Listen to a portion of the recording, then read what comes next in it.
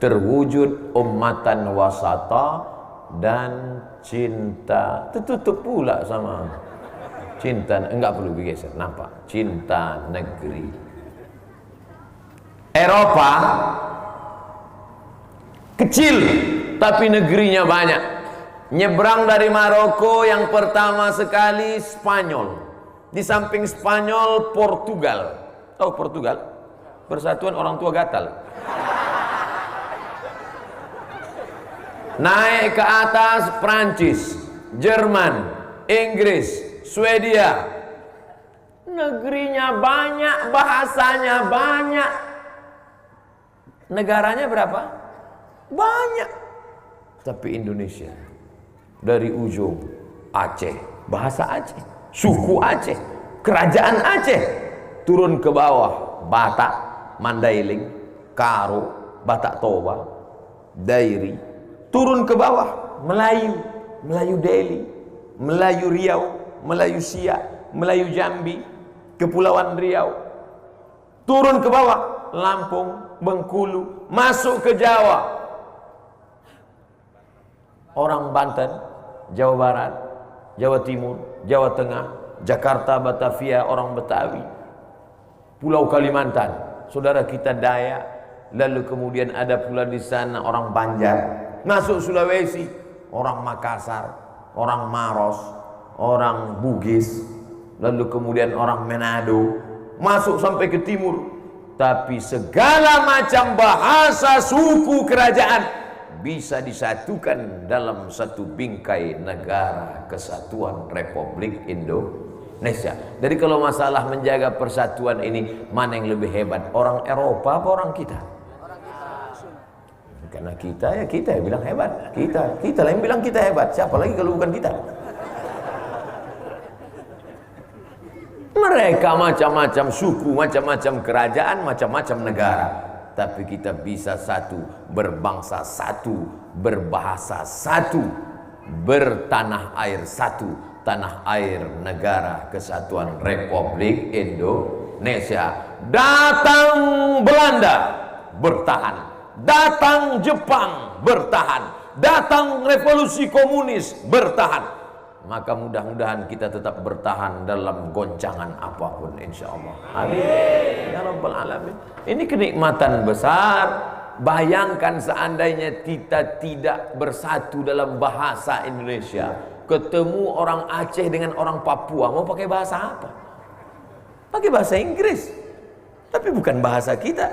Tapi sekarang kita bisa bahasa Indonesia. Kita punya tanah air, kita negeri yang besar. Gemah ripah loh jenawi, tongkat dan batu jadi tanaman, untayan zamrud katulistiwa. Kalau kita naik pesawat itu di atas nampak hijau, seperti saya yang sekarang di atas nampak hijau, luar biasa. Siapa yang tak bangga? Apakah bapak ibu bangga menjadi orang Indonesia? Dah selesai, tamat, tercapai cita-cita dan cinta negeri.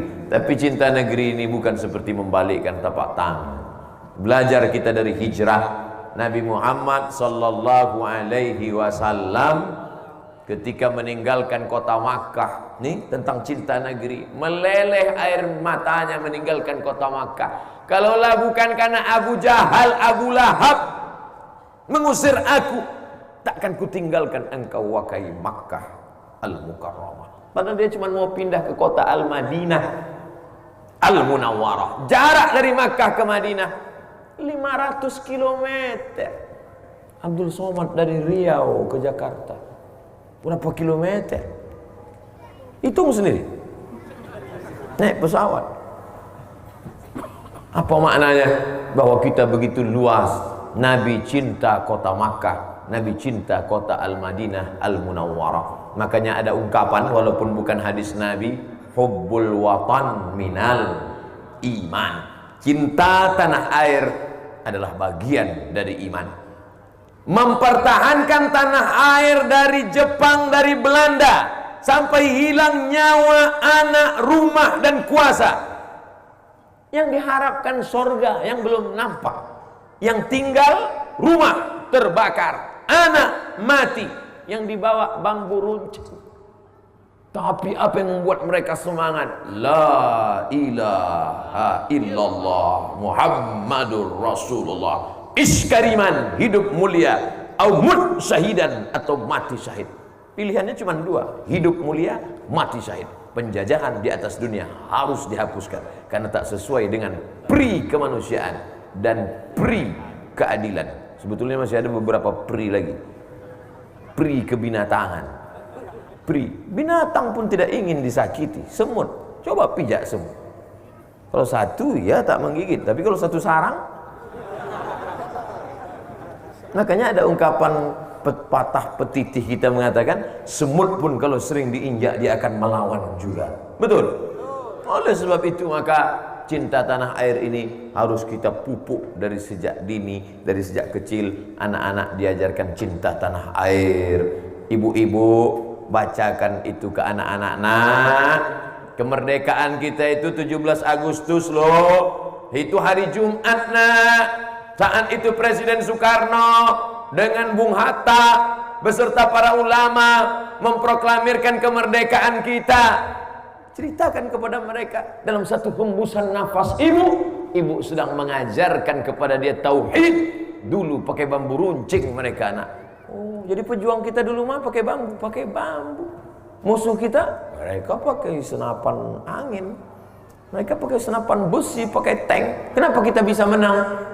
Karena pertolongan Allah. Makanya di pembukaan Undang-Undang Dasar itu disebut atas berkat rahmat Allah dan keinginan luhur bangsa Indonesia. Maka dengan ini bangsa Indonesia menyatakan kemerdekaannya. Jadi ceritanya itu.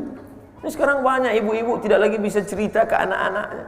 Mama, cerita mama. Udah pergi sana. Nih, hidupkan gadget dah, dengar aja.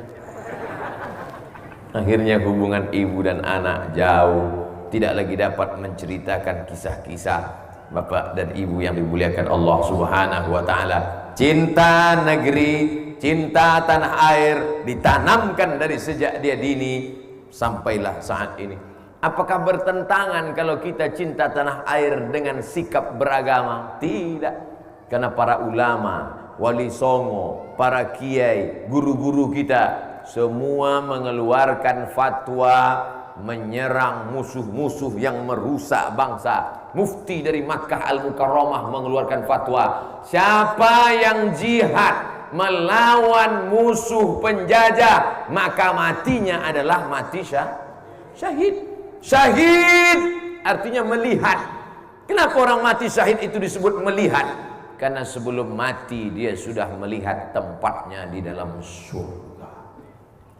Sebelum dia mati, malaikat sudah mengepakkan sayapnya. Hai Abdul Somad, kau mati syahid, tempat kau di blok C nomor sekian. Nampak tempat. Makanya sebelum meninggal dia senyum. Makanya orang mati syahid itu senyum. Kenapa? Udah kelihatan tempatnya. Kita tempat parkir aja payah. Saudara yang dimuliakan Allah Subhanahu wa taala. Oleh sebab itu maka negeri ini merdeka karena para ulama mengajarkan cintai tanah air, korbankan harta dan nyawa, korbankan apa yang kau punya. Akhirnya Belanda pun pulang pontang-panting, tinggallah terong Belanda sama durian Belanda. Jepang pun lari pontang-panting, tinggal selopnya, tak sempat naik pesawat bawa sendal. Itu maka disebut dengan selop Jepang. Saudara yang dimuliakan Allah Subhanahu wa taala. Tapi bukan berarti saya ingin mengajarkan kita semua membenci, tidak. Bahwa kita dulu punya sejarah, ya. Bahwa kita dulu punya masa lalu, ya. Tapi sekarang setelah ini kita hijrah total, kita pindah. Ayul hijratu afdal? Apa hijrah yang paling afdal ya Rasulullah? Hijrah yang paling bagus itu apa ya Rasulullah? Apakah hijrah tempat? Bukan. Apakah hijrah waktu? Bukan. Apakah hijrah masa? Bukan. Lalu apa? Man hajaras sayyi'at, orang yang meninggalkan perbuatan dosa. Makanya anak-anak muda yang kemarin tahun 1440 masih pacaran, 1441 malah nambah. Ini belum hijrah lagi. Saya tadi lihat kalender, kapan sih hijrah? Ternyata hijrah itu 1 September. Ini udah curi start masjid. Besok tanggal 25, 5 hari lagi baru hijrah. Tapi ternyata masjid inilah masjid pertama saya ceramah tentang hijrah. Mudah-mudahan semangat hijrah ini akan membuat kita memang betul-betul hijrah insyaallah. Yang muda-muda pun hijrah. Yang kita masih lanjutkan hubungan ini, tidak. Aku sudah dengar ceramah Ustaz Somad. Pokoknya kita hijrah, pindah. Jadi kau tinggalkan aku, hijrah dari pacaran kita menuju pelaminan. Jawabannya so sweet. Siap yang pacaran-pacaran ke pelaminan? Ibu-ibu turunkan harga mahar. Setuju?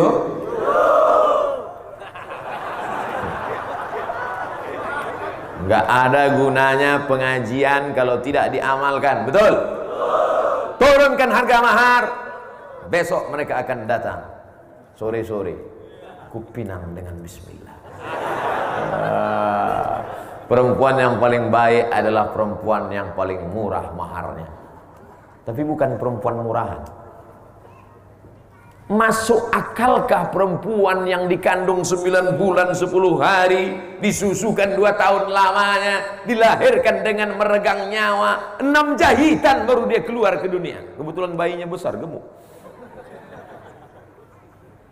Dibesarkan dengan tetes peluh keringat dan air mata. Setelah dikuliahkan SD, SMP, SMA, enggak TK karena di kampung. Selesai S1, tiba-tiba kau pinang hanya dengan aku terima nikahnya dengan mengajarkan surat Ar-Rahman tunai. Sanggup kau mengambil anak gadis orang hanya dengan membacakan surat Ar-Rahman? Kenapa bapaknya lepaskan? Kenapa ibunya rela melepaskan? Karena sebenarnya mereka melihat engkau adalah bibit, bebet, bobot yang akan menjadi imam bagi anak gadis dan anak cucu mereka di masa akan datang. Amin. Oleh sebab itu siapkan diri kalian menjadi imam-imam masa depan. Imam di masjid, siap. Imam di kantor, siap. Ini kalau disuruh imam di kantor, kamu siap menjadi kepala dinas? Jangan kepala dinas, kepala badan, kepala kantor, siap. Jadi imam masjid, aduh nantilah Pak. Saudara yang dimuliakan Allah Subhanahu wa taala, ini hijrah harus hijrah total. Yang selama ini masih lagi riba, pindah. Yang selama ini masih lagi suka caci maki, sumpah serapah, yang suka membicarakan aib orang, pindah, stop. Pokoknya besok walaupun belum masuk 1 Muharram, kalau ada orang nelpon bapak ibu, kabarnya si anu, stop. Kita sudah hijrah. Enggak boleh lagi ngomong aib orang. Terus kita main di grup WA aja.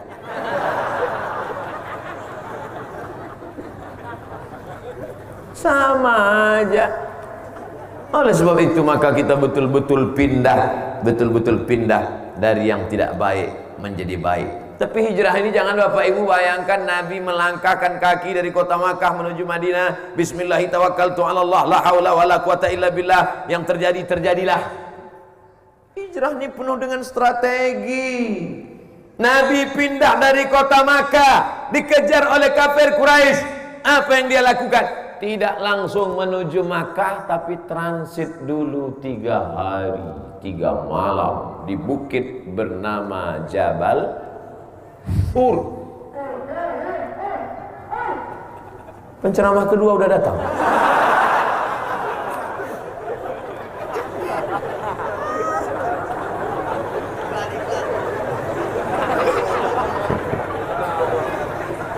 Nabi tidak langsung pindah ke kota Madinah, tapi dia transit dulu naik ke Jabal Thur selama 3 hari 3 malam.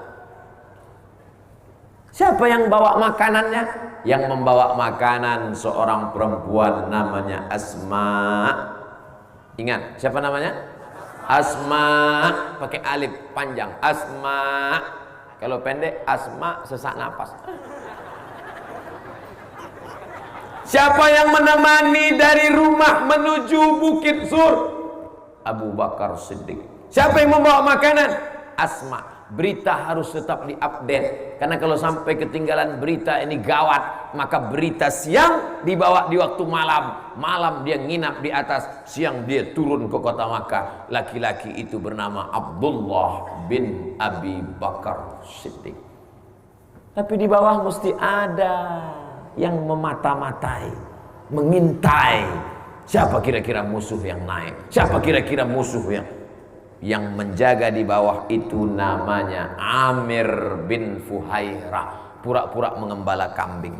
Tapi tugas dia bukan mengembala kambing, untuk melihat kira-kira siapa ya. Mata-mata, spionasi.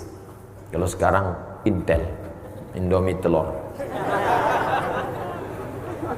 Nanti sampai masanya ada yang membawa dari kota Makkah ke Madinah, tidak pakai jalur biasa, karena jalur biasa sudah dihadang oleh musuh-musuh. Harus jalur khusus. Siapa yang tahu jalur khusus itu? Namanya Ibnu Uraiqid. 5 yang menemani Abu Bakar, yang membawa berita Abdullah, yang membawa makanan Asma, yang dibawa pura-pura mengintai Amir bin Fuhairah, yang menjadi gaib penunjuk jalan Abdullah bin Uraiqid, yang menggantikan posisi tempat tidur Nabi ketika musuh membuka selimut Sayyidina Ali bin Abi Thalib. 6 orang berperan. Sulitkah bagi Allah untuk meloloskan Nabi Muhammad langsung pindah? Mudah saja. Nabi panggil, Allah panggil Jibril, Jibril tolong bawa, selesai. Tapi Allah mau mengajarkan kita proses hijrah itu ada strategi. 6 orang dengan kerja macam-macam, itu kalau bahasa kampung saya namanya job description. Bagi-bagi tugas. Begitu juga dengan acara ini.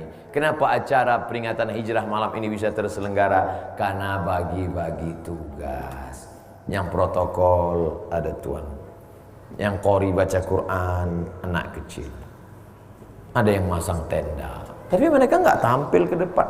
Kadang saya kalau acara itu banyak kali kata sambutannya, malam ini nggak ada sama sekali. Pernah saya beberapa kali acara sampai kata sambutan jam 11:30. Jamaah udah nunduk semua, baru protokol manggil, berikut ini mari kita dengarkan tausiah hijrah yang akan disampaikan oleh Ustaz Somad. Takbir jamaah. Tapi malam ini Masya Allah, tokoh masyarakat kita ada, tapi tak ada memberikan kata sambutan.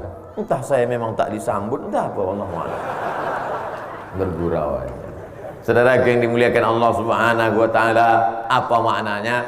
Saya mau mengatakan jangan berkecil hati kalau peran kita tidak kelihatan. Jangan berduka kalau tidak kita tampil ke depan. Tapi sebenarnya kita ada peran besar di hadapan Allah. Yang tampil Nabi Muhammad sallallahu alaihi wasallam, tapi di balik itu ada tim yang solid. Begitu juga dengan acara. Apa ada tadi protokol manggil? Berikut ini mari kita dengarkan kata sambutan dari digital printing. Nggak ada. Tapi acara ini indah kan karena mereka digital. Nampak hijau, dinding pun hijau, tiang pun hijau. Saya nggak dikasih tahu, kalau kasih tahu saya pakai baju hijau tadi. Kita bagus pakai hijau ini karena Nabi SAW kubahnya itu, kubah makam Nabi warna apa? Warna hijau. Karpet Taman Raudhah hijau. Nanti kalau pergi ke Madinah yang merah itu bukan Raudhah, yang hijau itu Taman Raudhah. Nabi suka warna hijau, makanya sorban Nabi ada yang warna hijau. Dan kita pun kalau bersedekah disuruh pakai duit warna. Saudara yang dimuliakan Allah, mata bagus, mata banyak-banyak nengok warna hijau supaya awet, supaya dia tahan. Banyak-banyak makan sayur warna, enggak selamanya, tanya dokter lah.